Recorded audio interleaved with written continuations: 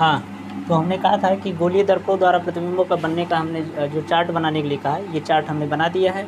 आप इसका स्क्रीनशॉट ले लीजिए। मैं इसको एक बार पढ़ देता हूँ, हो सकता है किसी को राइटिंग ना समझ में आए तो मैं पढ़ देता हूँ एक बार।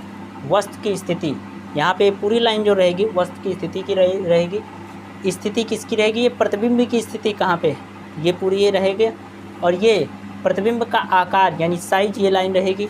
और प्रतिबिंब की प्रकृति की ये लाइन रहेगी। अब ध्यान से देखिए, जब वस्तु की स्थिति अनंत पर था, ये किसके लिए चल रहा है? ये चल रहा है आपका अवतल के लिए, अवतल के केस में, और ये नीचे वाला उत्तल के केस में है।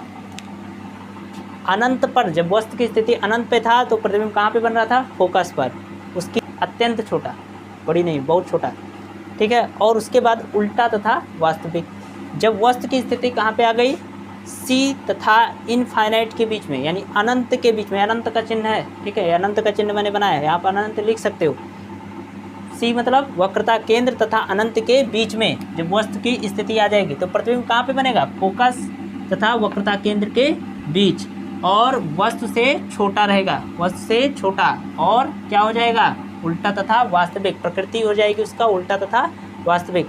तीसरा केस, जब सी पर यानी वक्रता केंद्र पर आ जाएगा तो प्रतिबिंब भी वक्रता केंद्र पर बनेगा और उसका आकार उसी के बराबर हो जाएगा, यानी वस्तु के बराबर हो जाएगा, उल्टा तथा वास्तविक ही रहेगा, ठीक है। चौथा आप देखिए, वक्रता केंद्र तथा फोकस के बीच में जब वस्तु आ जाएगा तो प्रतिबिंब वक्रता केंद्र तथा इनफाइनाइट यानी अनंत के बीच में बनेगा, ठीक है। यानी हमने लिखा था सी के पीछे, वही चीज़ है सी के पीछे वाला, ठीक है, वक्रता केंद्र के पीछे वाला, उसी को हम इस तरह भी लिख सकते हैं, ठीक।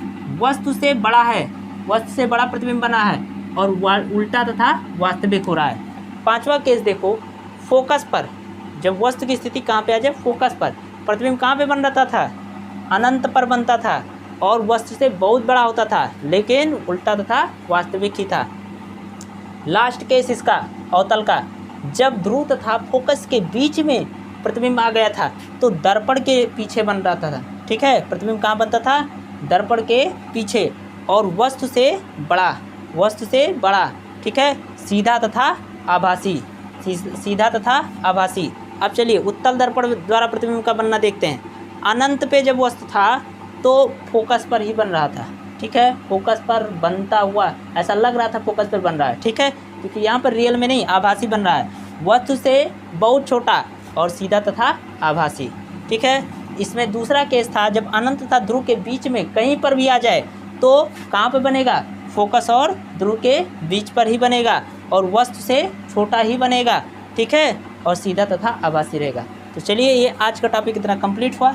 नेक्स्ट वीडियो में हम आपको बताएंगे कि दर्पण सूत्र का निगमन और उसके पहले फोकस दूरी तथा वक्रता त्रिज्या के बीच में क्या संबंध होता है, इसको भी बता देंगे। तब उसके बाद दर्पण सूत्र के लिए हम उसका निगमन दिखाएंगे, ठीक है, और एक दो न्यूमेरिकल भी सॉल्व करा देंगे, ठीक है। जो बचेगा टाइम उसमें न्यूमेरिकल सॉल्व करा दिया जाएगा और फिर उसके बाद आपका ये परावर्तन चैप्टर ख़त्म हो जाता है, ठीक है। फिर आपका आ जाएगा अपवर्तन, ठीक है। चलिए, ठीक है, धन्यवाद। आप सब इसको नोट कर लीजिए।